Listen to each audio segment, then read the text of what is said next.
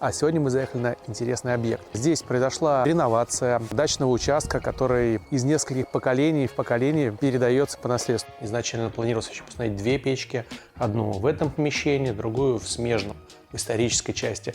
Но решение мы предложили следующее. Поставить топку Астов 9074, двухстороннюю туннельную, для того, чтобы огонь было видно и в этом помещении, и в той части помещения.